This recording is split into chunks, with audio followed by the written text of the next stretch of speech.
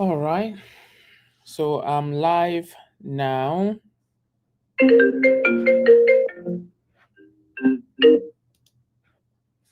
So I'm going to need to I think I need to go live on I need to go live on Instagram on my phone, correct? Yes, Okay. sir. So right now I'm live on YouTube. Let me go live on Instagram as well. Okay.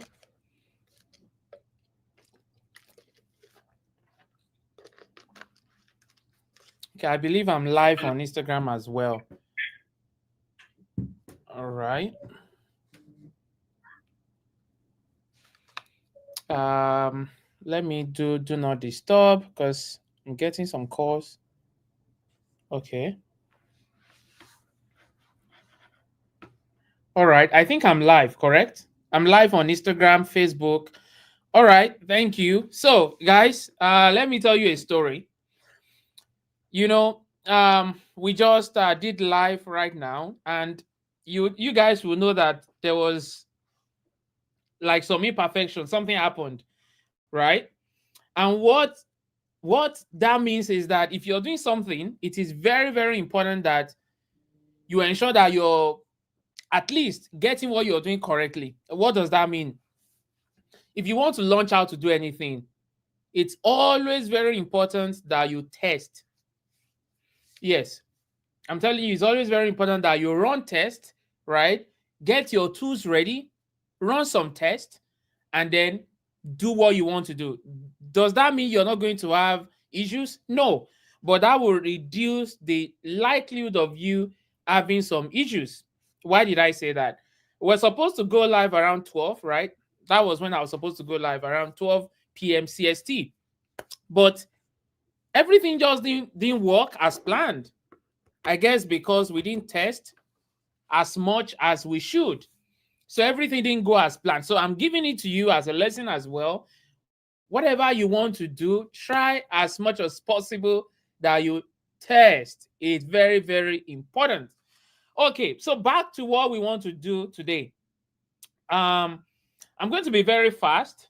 Um, we want to look at how do you break into tech from any background.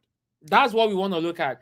How do you break into tech from any background? Doesn't matter you're where you are, doesn't matter your background, doesn't matter if you have technical skills or not, doesn't matter what you currently do right now. How do you break into tech? That's the most important thing. And in doing that, there's something that you have to do. Okay. We're starting this around 12:25, and I'm going to end it on or before 1:25. I'm not going to exceed that. There are things that you've got to do. Number one is that you need to identify your interest and your goals. Okay. And I'm going to tell you why. You say you want to get into tech. Why? Why do you want to get into tech? Is it because you want to make more money, or is it because you want to um you're passionate about something? For instance, some people are passionate about security, so they want to get into cybersecurity. Some are passionate about design, they're passionate about artistic things, so they want to get into UI UX design, right? Some are passionate about organizing things, getting things done, or organizing people to get things done. You can get into project management. So the question is, what is your interest and what are your goals? Why do you want to get into tech? What are you passionate about? What do you want to do? All right. That is very, very important. So it's very important that you set clear goals. And I wrote here that you have to define what success looks like for you. To me, success might mean that I want to do multiple jobs, make like 500K a year. To some other people, success is working from home. To some other people, success is that they can take care of their family, take care of their kids, take care of their loved ones. What does success mean to you? And some other people, just being called a cybersecurity engineer or a software engineer, for them, that is success. So you've got to determine and define what success means to you. What success means to you might be different from what it means to me. So once you know yours, it's pretty much easy to start from there. Okay. Now you've identified your goals, you've identified what you're passionate about, you've defined why you want to get into tech, you've defined what success means to you. The next thing you've got to do is to learn the basics. I'm going to tell you why. You want to do UI UX, or you want to do cybersecurity, or you want to do project management. Say you want to do project management and you don't really know the basics of project management.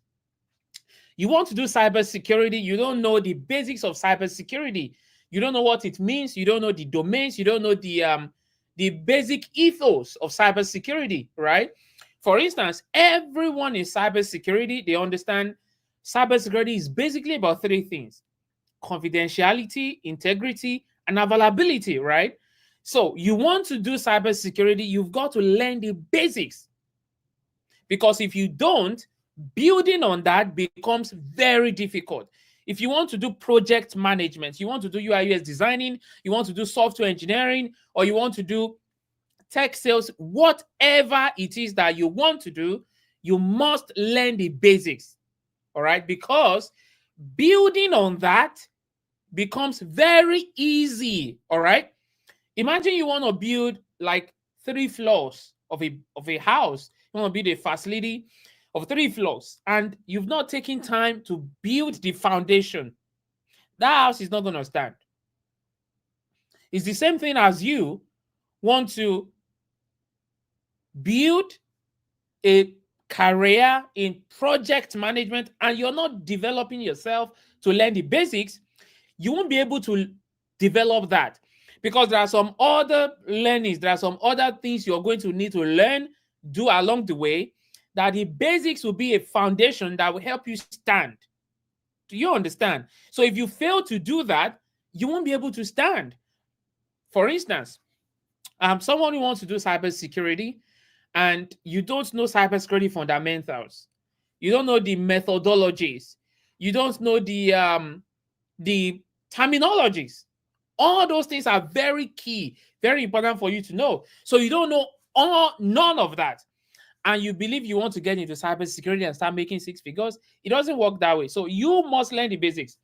Now, how do you do that? You can use free platforms like Free Code Camp, Khan Academy, or Code Academy. All right, you can do that. And the reason why you need to learn the basics is that you need to understand core concept. That's another point. Understanding core concept. So you want to get into tech, there are concepts that you need to know, there are terminologies that you need to know. Understanding this core would really be very helpful as you move along in your career. All right. You know, someone who understands ABC, understand 2-letter words, understand 3-letter words, 4-letter words, 5-letter words, now understand how to weave sentences and how to weave words together to make a word, to make a sentence, right? That person, it becomes a lot easier for that person to learn English. If you can weave those words together to make a sentence, then learning verbs, proverbs, pronouns, and all that becomes a lot easier. But imagine someone who refused to learn A, B, C to Z, refused to learn 2-letter words, 3-letter words, 4-letter words, 5-letter words. What you just want to start doing is you want to start learning how to write sentence. You won't be able to build on that. So that is why understanding core concept is very, very key. So if that is what you want to do, you must understand core concept. Now, we've talked about identifying your interest, identifying your goals. We've also talked about defining and setting your goals. All right. Also, you must learn the basics. After you've done that, you want to choose a learning path. So let me give you my own example. Like when I started, my own story. I wanted to get into cybersecurity. and I was working as an Uber driver. So somebody in church told me, who is someone who is a very good friend, till today we're still very, very close, a very good friend of mine, is, senior friend of mine. So he told me, why not get into cybersecurity? And that is what he said. I said, okay. And I started going on YouTube, learning about cybersecurity. And from there, I paid for some classes, got some courses, started working on certifications. And I remember when I'm driving Uber, I will be learning. When I get home, I'll do the same thing, right? Learning. So for me, I chose a learning path. And that path was paying some people that are already in the field, right?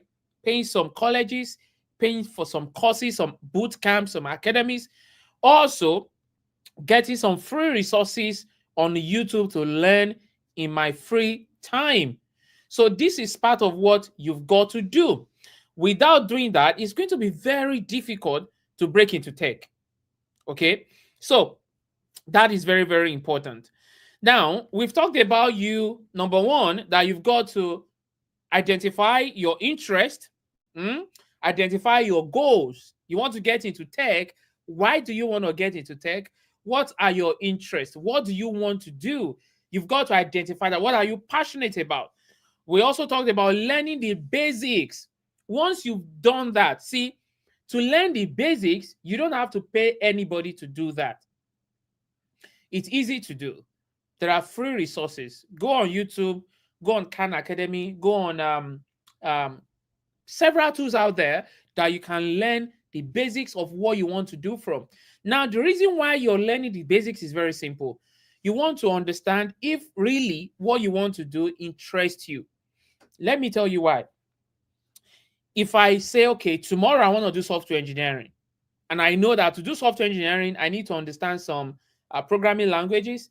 What I want to do is I want to go on YouTube and learn these programming languages. If they interest me, then I can go for that to meet a mentor, someone that can pay to teach me advanced and help me on how to get jobs.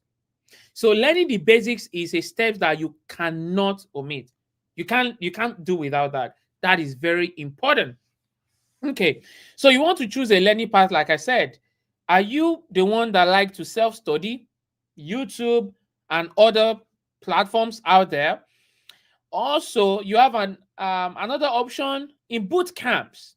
Okay, you want to enroll in boot camps like even Excel My Cyber, General Assembly. There are tons of boot camps out there. You want to look at the ones that offer you what you want. Which one will give you what you really need? All right. You want to read up about them, have a conversation with them. And if you're convinced that they can help you, you want to enroll.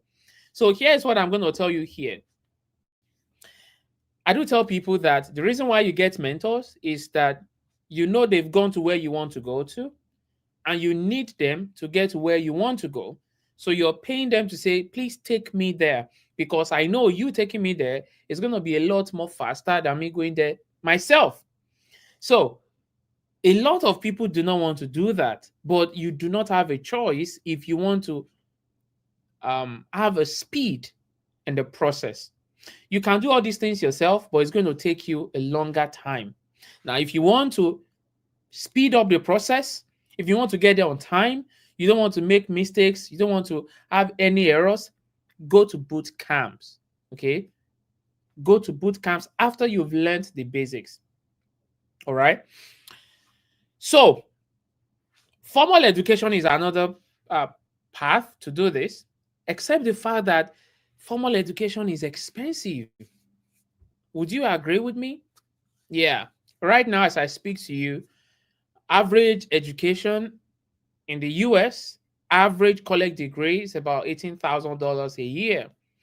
So if you want to do college and you're going to do like 4 years, so how much you're going to pay to learn this skill? And this same skill, you can pay a fraction of that to a boot camp to learn that. So if I were you, I want to get into UI UX designing. Based on what we've discussed so far, these are the things I will do. Number one, and please Take this very seriously. I don't know if you're there, if you want to learn UI UX designing, or you want to learn project management, or cybersecurity or software, whatever it is. I'm using myself as an example. Say if I want to become UI UX designer, this is what I would do. Number one, I want to identify, why do I like UI UX designing? Do I like product? Do I like user experience? Do I like people interacting with websites and it's very fluid, it's very easy? Or do I like, am I a creative person? After I've been able to identify that, I discovered that, okay, I like to draw things. I like to organize things. I like to make people's life easier. I also like to ensure that website is clean, website is very beautiful, and the experience to the end user makes sense. Cool. Number two, now the next thing is, does it pay well? Can I feed my family with that? Can I feed myself? Can I pay my mortgages? Can I do everything I want to do with that? That's the next thing. How am I going to do that? I will go on YouTube, then find out how much do UI UX designers get paid. I will go on Google. I will go to PayScale. I will go to ZipRecruiter. I will go to Indeed. All these job boards. I want to find out, how much do UI UX designers get paid. Once I've been able to do that, then I realize, oh, okay, this is okay for me. This is going to pay my bills. Cool. The next thing I want to do is, I want to learn the basics of UI UX designing. What does it entail? What do I need to know? How long does it take to learn? What are the fundamentals? What are the terminologies? What are the methodologies? What are the principles? What are the things behind UI UX designing that I need to know? So I'm going to go to YouTube and learn everything I can about that. I would also go to other platforms that offer free resources, like Khan Academy, like maybe Pluralsight, and all those websites. Even the popular ones. What's the name of that again? There's one that is very popular as well, right? I will go there. Then I want to learn everything about UI UX designing. Okay. Now, once I'm done with that, I am now better than the average Joe who has not done that at all. The next thing I want to do is, now I want to know who can help me get into this UI UX designing as fast as possible. Don't forget, I've identified my interest, my passion, my goals. I've identified all that. I've also learned the core concepts, the basics. So I am fairly knowledgeable about UI UX designing, what it is, why I want to do it, and how much they get paid, and how long it takes to get into it, and everything. The next thing I want to do with that knowledge now is to find who can help me get into it that I'm going to pay. It could be boot camp, could be a mentor, it could be maybe someone I know in church, or someone I know in my community, or someone I know maybe on the internet, maybe someone I've seen on Instagram that has spoken about it, and I've seen that, okay, I think this person knows what he's talking about. I'm going to have a conversation with that person and say, hey, so what do you guys do? Oh, okay. They say, yeah, we teach people UI UX designing, and we help you with your resume and your LinkedIn and all that. That is all we do. I'm like, okay, how long is it going to take for me to learn and get everything perfected with your bootcamp? Well, he said, well, it's going to take you like 3 months. Okay, boom, thank you. I'll move on to the next person. I say, hey guys, I know you guys do UI UX designing, you teach people. I want to get into UI UX designing. So what is your program like? What do you do? So they said, yeah, for us, it's going to take us like 2 months. We're going to teach you this. We're going to teach you that. We're going to help you with your resume. We're going to do your LinkedIn. And we might also prepare you for interview when you get interviews as well. Okay, boom. That's good. Okay. The one that is taking me 3 months, how much do you charge? He said, well, you're going to pay $10,000. Okay, fine. The one that is going to take me like 2 months, how much do you charge? They said, well, because our program is premium, we're also going to prepare you for interview and everything. We're going to charge you $12,000. Okay, thank you. Then I'm going home. I'm going to check which one aligns with my goals.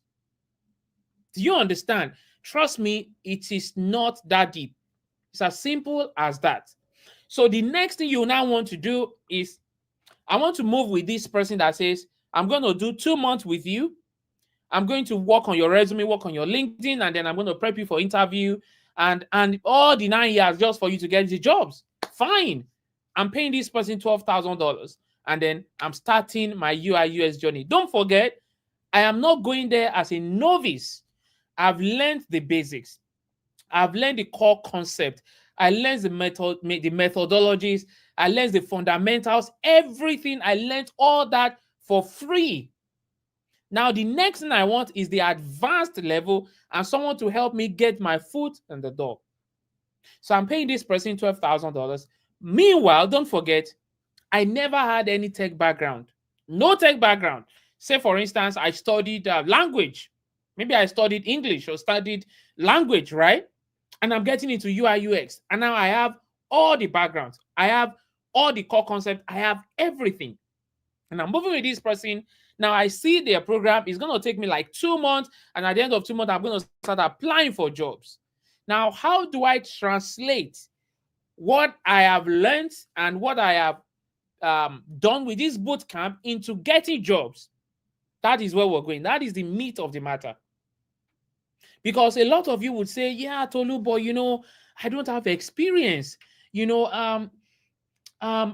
don't know experience. I don't have experience. I don't know, what do I put in my resume? These people, they're not going to employ me. So I'm going to tell you 2 things. Number one, if you want to apply for entry level, you've got to give them what you have. Number 2, and this is not for everybody, okay? If you want to apply for intermediate level, not entry level now, you're going to give them what they need you to give them. You can make do with that whatever you want, all right? I'm not going to explain explicitly. If you want to do entry level, give them what you have. If you want intermediate level, give them what they need. Entry level will pay you, say, 60 grand. Intermediate level will pay you, say, 100 grand. What do you want? What can you do? Give it to them. Let's talk about entry level. So after we're done, and Mr. A that I paid with the boot camp says, okay, I want to do your resume. What do you have? What do you want to put in your resume? Let my team structure it. I'm going to give them, well, while I was learning the core concept and while I was learning with the boot camp, I already built my portfolio. I built my portfolio to a point where now I have about 5 to 10 portfolio, like website that I've designed, applications that I've designed like 10 of them, and it's in my portfolio. So I'm going to use each of these designs. I'm going to write good story about them, put it on my resume, and that's what I'm presenting. Like, yo, I've done this, I've done that, I've done this, I've designed this, I designed this app, I built this from ground up. Now, here is my resume. This is what I can do for you. This is a problem I can solve for you. Because you need to understand something. No company is a charity organization. All right? Even non-for-profit, they're not going to pay you if you have nothing to offer. Let me say that again. Even NGOs, non-for-profit, they will not hire you if you have nothing to offer. Okay? So, with all those applications that I've designed and websites that I've designed, and I have about 10 of them in my portfolio, don't forget, we've only spent like 4 months, right? I spent 2 months learning the concept, learning the terminologies, everything about it on free platforms. Then I've spent another 2 months with another person teaching me everything I need to know about UI UX and giving me the advanced knowledge and how it is done. Now I have about 10 projects in my portfolio. So each of those projects represent a story. You want to write whatever they represent in your resume. That is what they need. So you want to present that and come with the solution mindset. Like, hey guys, this is my resume. This is what I've done. This is what I can do for you. This is where you are right now. And this is what I'm going to do for you. You see, you need to realize and understand that every interview is a conversation around solution and value. Okay. This is the solution that I'm presenting. This is the value that I'm bringing to you. Okay. That is what the conversation in every interview is all about. If you've got no value, you've got no solution, they're not going to move ahead with you. So, can you imagine how I've been able to design my UI UX designer journey from not knowing anything to becoming a UI UX designer? It's as simple as that. Okay. So, if you are coming from any background, if you're coming from any background at all, you've learned the basics, you've done everything, you must build some things to showcase who you are and what you've done. You do not learn only by tutorial, you learn by doing. If you want to swim, you want to say you want to get a job as a lifesaver, you've been doing tutorials online on how to swim. You've been doing all that.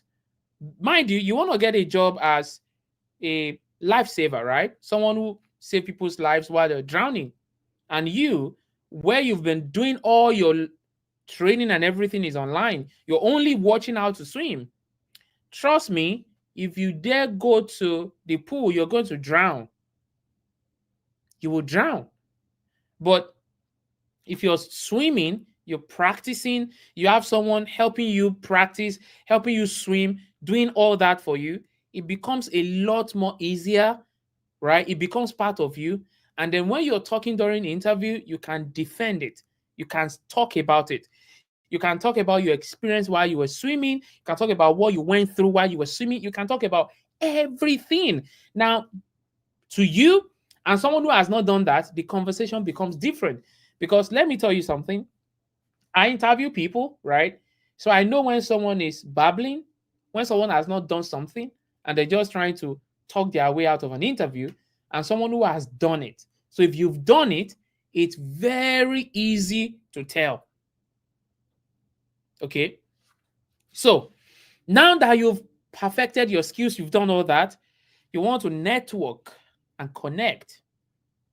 You see, we are getting into a place where it's becoming who you know, much more than what you know. I'm going to tell you that for free. It is no longer about what you know. Who you know is very important. And I'm going to give you few things for you to take note of. Number one, your LinkedIn has to become a lead magnet for recruiters. Okay? Your LinkedIn has to become a lead magnet for recruiters. What do I mean? When you create your LinkedIn account, the people that you want to connect with in your profession, don't forget, I just finished my journey in UI UX designing, right? So the next thing I'm doing is I just sign up on LinkedIn. Then I'm looking at recruiters in UI UX designing, professionals in UI UX designing. I'm following all of them. I'm connecting with all of them. It's free. They don't charge you for connecting. They don't charge you for following them. It's free. You know the next thing I'm going to do?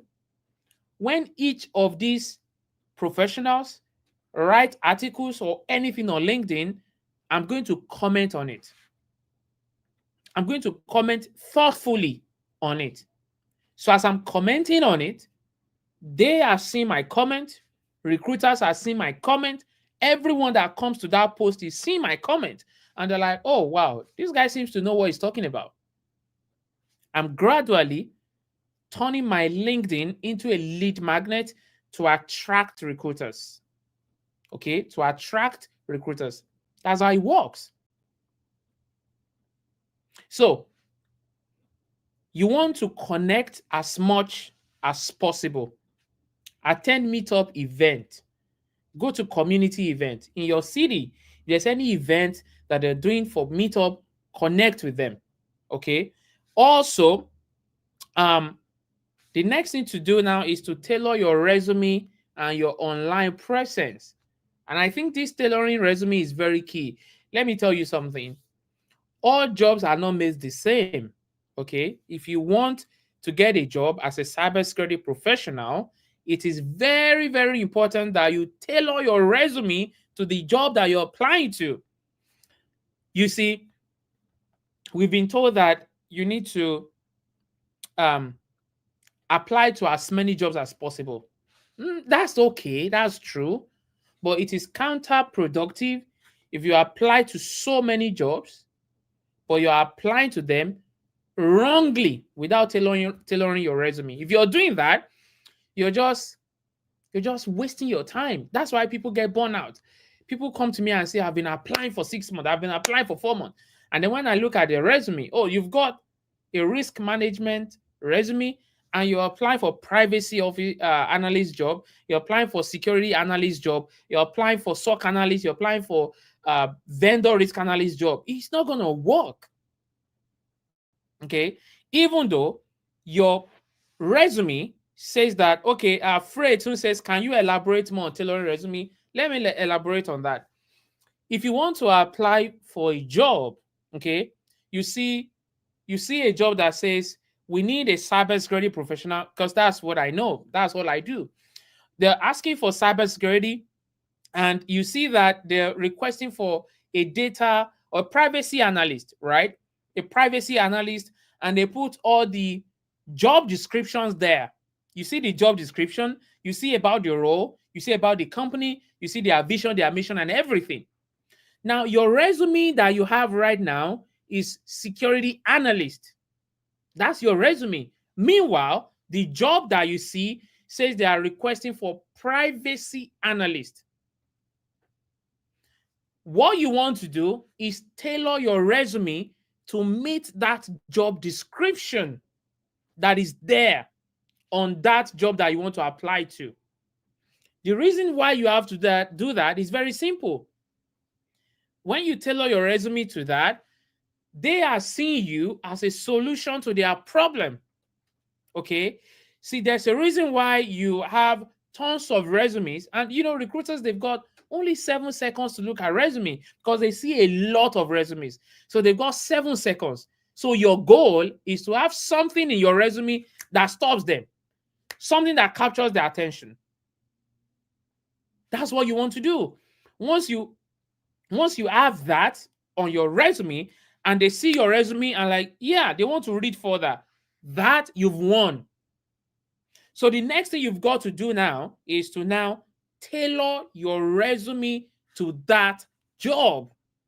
Okay. Once you tailor your resume to that job, even if you apply to 10 jobs a day, that is much more better than you applying to hundreds of jobs that you're not tailoring your resume to. Okay. So, so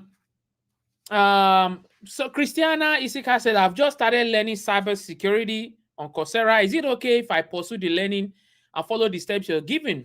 Absolutely, Christiana. The thing is, you have to understand the basics, the concepts, the methodology, the rudiment, the fundamentals. Get to know all that. You know why? Because a mentor might not give you all that. Most times, mentor will give you the advanced thing. Okay.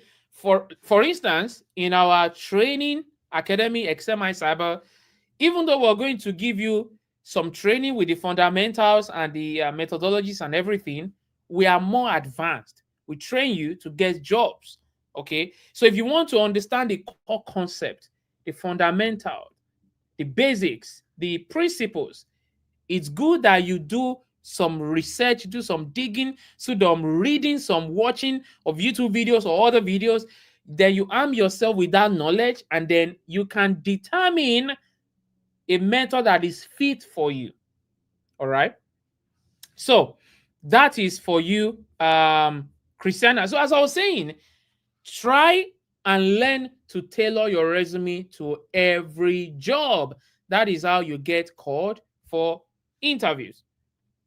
And you might want to ask me, so Tolu, for I used UI UX designing as an example. What if what I do is I want to do cybersecurity? Again, that is why it's good to go to mentors that know what they're doing, that will teach you how they do it at work. Of course, I'm going to talk about Excel My Cyber, which is my own organization. We do not just train on for just like theory. No, we're going to give you tools that they use at work, right? And we're going to teach you how it is used and then how you use it to do that particular job. So even if you're talking in interviews, or when you're talking in interviews, it becomes a lot more easier for you to speak about because you've actually done it. All right. There are project assessment that you do. So that is why it is good for you to have practical knowledge. Okay. If you can find internships, if you do not have any mentor, right? Maybe you don't have the capacity. You don't have the financial capacity to do it. You don't have any mentor. You're all by yourself. When you're done learning, I tell you, write to companies and tell them you're going to work for them for free. I know that is very difficult to do, right? You'll be thinking, well, how do I pay my bills? How do I sort out everything I want to do? But there is no other way. Okay, there is no other way. You either build a portfolio yourself, or you do internship or apprenticeship, whatever you want to call it. Write, if you can write 1,000 companies, if you can write 2,000 of them, tell them I will work with you for 3 months for free to prove myself. Okay, and a lot of companies would actually give you the chance. So once you are able to do that, you can start having real life experience from there. Okay. Um, then let me say this. When you now start tailoring your resume, you're doing everything, the next thing you want to do is to prepare for interviews. Let me give you one thing that you can do to prepare for interviews. For all of you that are on this call, there's a tool called Lightforth. Okay, you can use Lightforth to prepare for interviews. And Lightforth, they have some co-pilot, interview co-pilot that would also help you during interview. Okay, don't tell people I told you that. So you can use Lightforth as well. And there are other tools that you can also use. Another way that you can also do it manually is to get the questions that you believe you're going to get, the likely questions, which is why mentorship is very important. Your mentors can get you the list of questions that you're likely to face during interviews. When you have those questions, pull them out, right? Put them on your computer, then get your phone, press record. This is very, very important, guys. Get your phone, press record, and then read the questions and then answer the question yourself. Read the second question, answer it. Do that until you finish the entire thing. When you're done, play back that video that you recorded. Okay? Without anyone telling you, you begin to see errors. You begin to see the mistakes. You begin to see the things that you can do correctly. Trust me, it's like seeing yourself in a mirror, right? It's like watching yourself on TV, watching yourself perform. So at this point in time, you're taking note of where you're making mistakes. You're taking note of the errors. You're taking note of the things you didn't do right. As you're doing that, it becomes a lot more easier. Trust me, the first time you do it, when somebody asks you the same question that you already recorded and you've seen where you made mistake, it becomes a lot more easier for you to answer. A lot more easier. Why? Because you learned from the mistakes that you made. So you can do that repeatedly. Once you do that repeatedly, trust me, it becomes very, very easy for you to learn. It becomes easy. Okay. So let me take questions now. I'm going to take questions for a few minutes. Do you advise, Dimple is asking, do you advise a brand new LinkedIn profile when transitioning to cybersecurity? So Dimple, there's something, that's a misconception. There is nothing like brand new LinkedIn. And to every one of you listening, if you want to get into cybersecurity, there is nothing like brand new resume or brand new LinkedIn. You are the only one who understands that this is a brand new LinkedIn. Nobody knows. Nobody. You're the only one who does. Okay. A recruiter does not see your LinkedIn and automatically know when you create the LinkedIn. They don't. Other things that they might know is maybe when you post, maybe you post an article or something, they will see the days that you posted, right? But your your LinkedIn profile as a whole, the job description, the skills and everything, they don't see when you do that. So nobody knows and nobody cares. Let me tell you something, guys. Do you know that there are over 1 billion profile on LinkedIn? There are over 1 billion profile on LinkedIn. So do you think that a recruiter is sitting somewhere monitoring your profile to know that, oh, this is a new profile? There's no way to do that. They don't. Okay. So there is not like brand new LinkedIn. Your LinkedIn is your LinkedIn profile. That is it. Okay. Let me see if there's another question here. Yeah, the app is Lightforth. Yeah, Lightforth. Yeah. Yeah, Lightforth. That's the interview prep app. And again, for those of you asking, one thing they've also done is that it is not only just to prepare you for interview. And again, this is not to everybody. I'm just telling you what they've done. There's something they call interview co-pilot that they've done as well. So if you want to have an interview, you're going to have their co-pilot as a help for you. So as your interviewer is asking question, you're seeing the answer right away from the co-pilot. And this is dependent on your resume and the job that you're applying for. So before you start the interview, you put your resume and the job description in their co-pilot thing.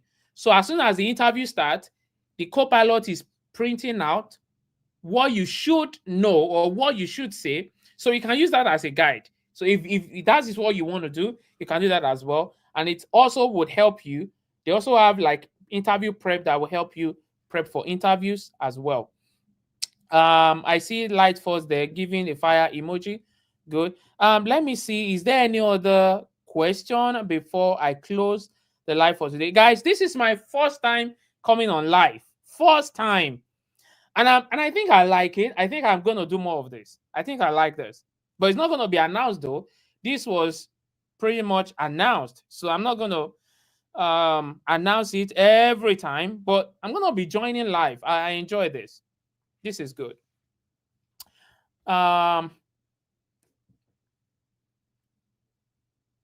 Okay, so Frey is saying that so my question is, I've already started a class and I've been seeing your promotional video, but I'm also interested in seeing okay, so Frey, this is what I'm going to tell you. If you already started a class, I will tell you to wait. Don't join us yet. Okay, take your time, go through that. If your mentor provides you all that you need, trust me, there's no need to join another class.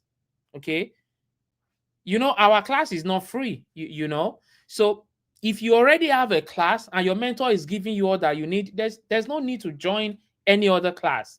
But if your mentor is not like helping or giving you what you believe you need or what you have the capacity to receive and get done on time, yes, you can look us up and then you can look at even other mentors as well. We're not the only mentors. You can also look at other people, right? That's how it's done. Thank you for that. So Michael Q is asking, is GRC the only non-technical role in cybersecurity? Michael, yes. So let me tell you, cybersecurity has 8 domains. 8 domains. Okay, somebody type 8. I think I'm becoming like the very good live, you know, these guys that do live stream. Like they say, somebody type 8, right? Somebody type 8. So cybersecurity has 8 domains. Okay. There's identity and access management, there's operational security, there's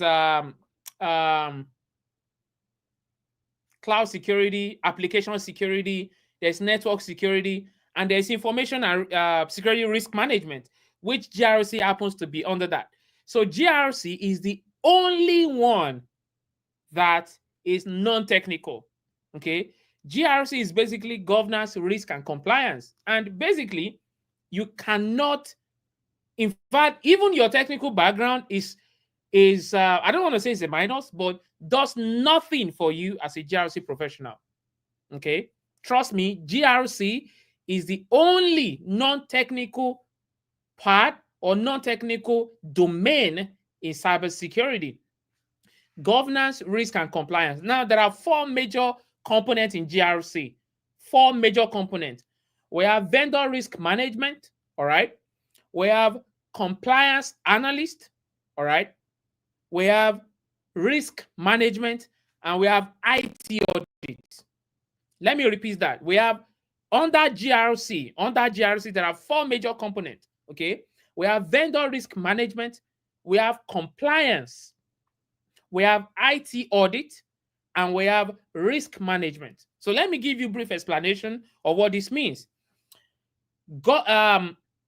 Compliance is simply, if you're a compliance analyst, what you do for a company is that you want to ensure the company is doing what they said they would do in their policy document. Not only that, there are regulatory organizations, there are regulatory bodies like PCI DSS, like GDPR, like all these regulatory bodies that can sanction or fine a company if they're not doing what they're supposed to do. So you, as a compliance analyst, what you're doing is to ensure that they do what they're supposed to do. That's compliance. Now, we have vendor risk management. Okay, let me give you an example. As a vendor risk management, what you're doing is basically ensuring that the vendors that your companies work with do not pose a risk of a breach to your company. Let me give you an example. Google, right?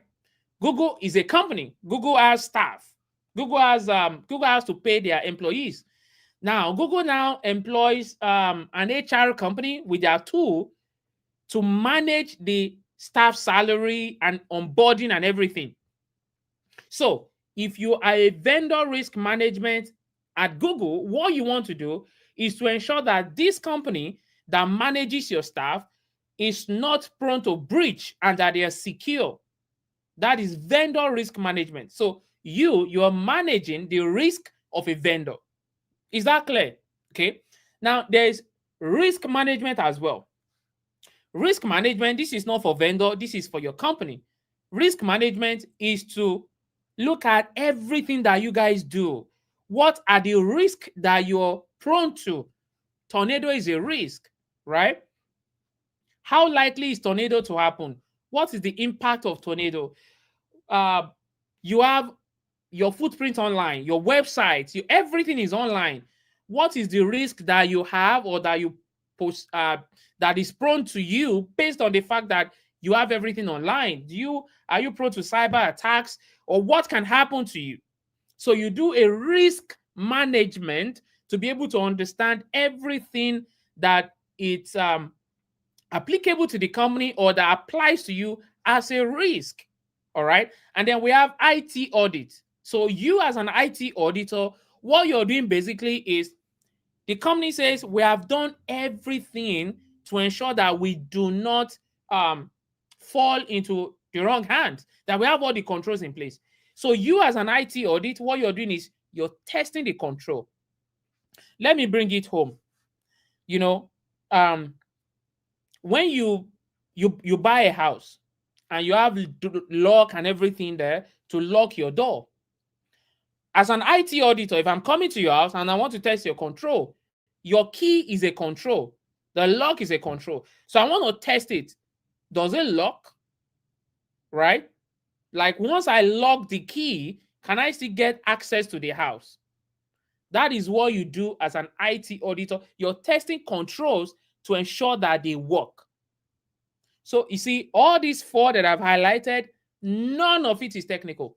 None of it. All right. So that is GRC. Is PCI, so Rene is asking, is PCI DSS a standard for security or a role for another job itself? It depends. I'm going to tell you the difference. It depends. There are some companies that PCI DSS is a role. PCI DSS is a role for some companies. And for some other companies, it's part of compliance. Okay. If you're a compliance analyst, part of your job is PCI DSS. And there's another company that the only thing you get to do is PCI DSS. So it depends on the company that you finally work with. Michael is saying, I've passed my Security Plus and Caesar Plus, but yet to find a mentor who will help me identify a role in GRC. I've spent $10,000 in 2 boot camps and felt it was only in for the money. I need help. So, Michael, okay, let me say this, that I deeply apologize, and I'm sorry for what you've gone through, that you've paid 2 mentors, you've spent about $10,000 and you didn't really achieve anything. I'm sorry you had to go through that.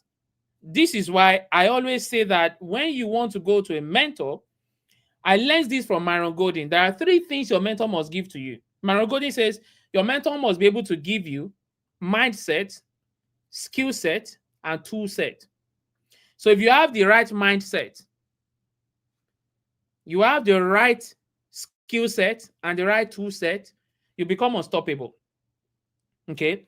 So working with us, of course, I'm going to talk about Excel My Cyber, which is my company, right? I don't have any other one. If you come to us, you get the right mindset, you get the right tool set, the tools they use, and you get the right skill set. Those are the 3 things that a mentor must give to you. So, Michael, what I will tell you is that don't give up. Okay? This is not the time to give up. You've done what you're supposed to do. You've actually made effort. You've tried, but it didn't work out. Does that mean that's the end? No. Don't give up. You have to get another mentor. This time around, you must be able to verify that they know what they're doing. Okay? You must be able to verify that they know what they're talking about and they can really help you. All right? That's my counsel for you. Don't give up.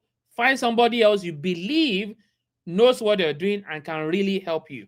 Okay? Let me see if there's any other question. Guys, I think I'm going to go off right now. And it's been very fun. It's been enjoyable. I didn't know, life is usually like this. I can see live interaction from people. And I think this is very good. I'm going to be doing this often right now. I'm going to be doing this often. Okay. Thank you so much, guys. Again, you guys have learned few things today. And we're going to do this again some other time. Like I said, I'm going to be doing this often now. Thank you. I will see you guys again some other time.